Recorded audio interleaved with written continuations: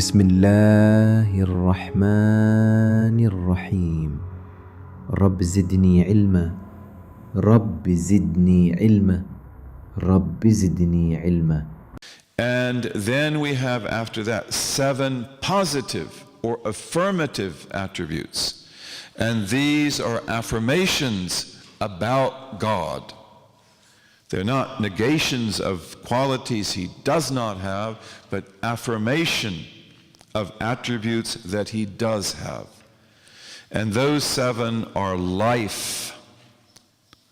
So God is living. He exists, but he exists as a living, personal being. Okay, those are not the same thing. Okay, and then the second is knowledge. And we mean by that omniscience. Omniscience, we mean by that infinite knowledge of all things necessary, possible, and impossible.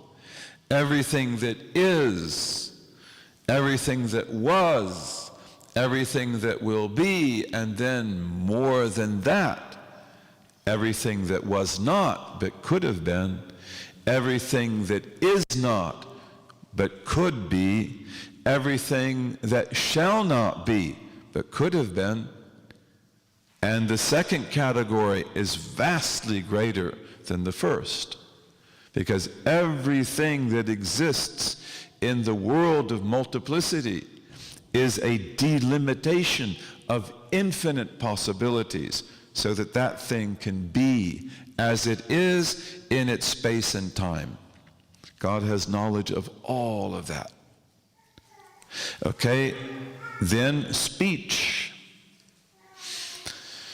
And God speaks in his perfect uncreated speech about everything he knows. Okay, knowledge, we say, makes manifest that which is known. And speech indicates that which is manifest. It points to it. So God has the attribute of life, knowledge, and speech. Then he has the attribute of will and power. And will is the attribute that designates what things will be and how they will be and where they will be and when they will be. So his will designates that you will be, and that you will be born at a particular time. You will go through certain episodes and events in your life, that you will be here at this moment, sitting in the place you're sitting in, wearing the clothes that you're wearing, in the company that you're in, thinking the things you're thinking, doing the things you're doing. That's all designated by will. Okay, and the great manifestation of God's will in creation is the decree, al-qada, that God wills that things will be, that nations will rise and nations will fall, people will be born and people will die, and they will go through the different courses of their lives. Will, very important. And power. And power is the attribute of God that brings things into existence and takes things out of existence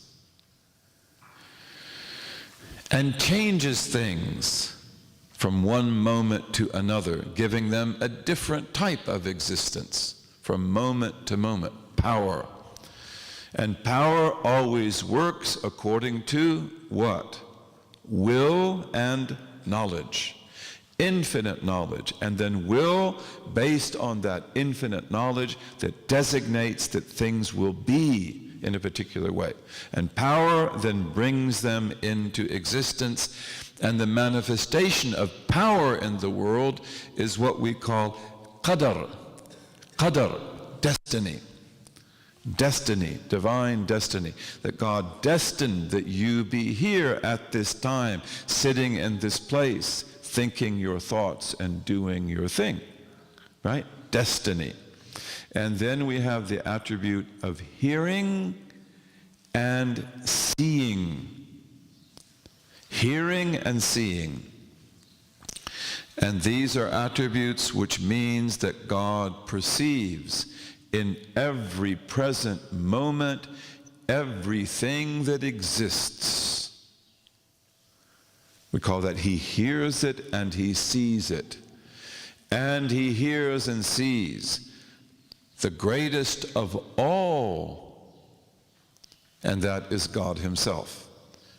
He sees Himself, He hears Himself.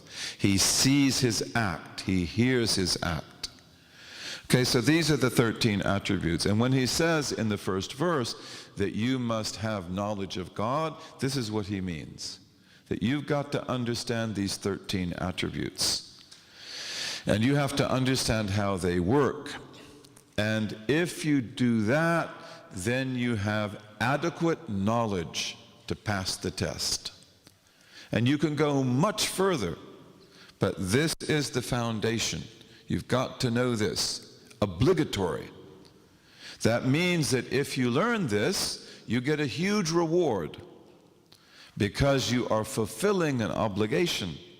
It also means that if we don't learn this, then we get punished, or we deserve to be punished. Whether God punishes us or not, that is His prerogative. Okay, so it's very important. And then He says with certainty, that you know God with certainty. And this means that you have got to be clear about this belief. You've got to think about it. You've got to articulate it.